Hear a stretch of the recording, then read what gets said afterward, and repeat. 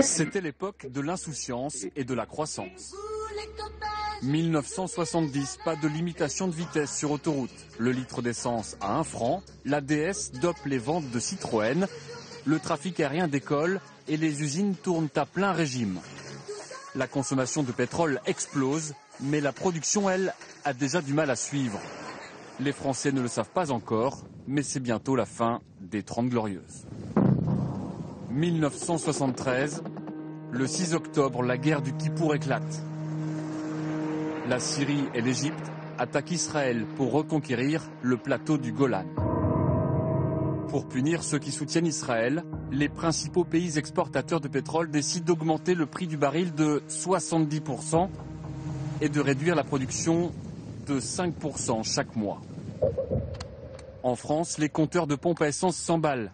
Plus 30 centimes le litre de super ce 1er janvier 1974, 20% de hausse en un jour, un coup de massue.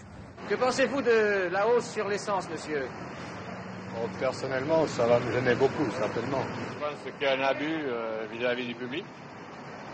C'est quand même scandaleux. J'en subis les conséquences comme tout le monde. Pour économiser l'essence auto, nous avons donc décidé de limiter la vitesse à 90 km à l'heure sur toutes les routes de France.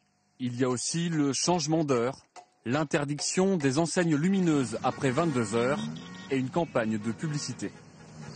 Vous verrez, en France, on n'a pas de pétrole, mais on a des idées. Aux Pays-Bas aussi, ils ont une idée radicale, circulation interdite le dimanche. Les habitants s'organisent comme ils peuvent. La Belgique et la Norvège feront pareil. Au-delà des transports, c'est toute l'économie qui s'enraye. Car avec le cours du pétrole, tous les prix grimpent. Est-ce que les prix ont augmenté, madame, à votre avis ? Ah, moi, oui. Et surtout dans la rue, il y a des marchands qui changent les étiquettes dans la journée. Je dirais pas où, mais... L'industrie est à la peine. Dans la chimie, dans le textile, on recourt au chômage partiel et on licencie. Durant toute la décennie 70, la chasse au gaspillage restera une priorité nationale et tout le monde s'y met. Nous allons tous éteindre en même temps pour mesurer, sur le cadran de l'EDF, l'économie qu'on peut faire. Si vous êtes prêts, je le suis. Attention. 1, 2, 3.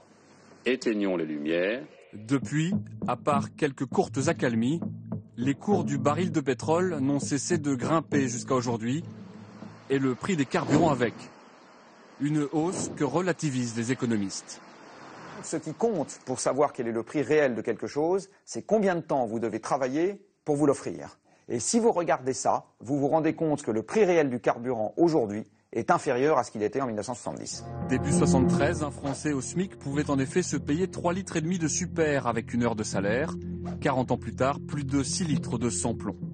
Le carburant pèse donc moins lourd aujourd'hui dans le budget d'un ménage qu'avant le premier choc pétrolier, même si les économies des pays industrialisés, elles, ne s'en sont jamais vraiment remises.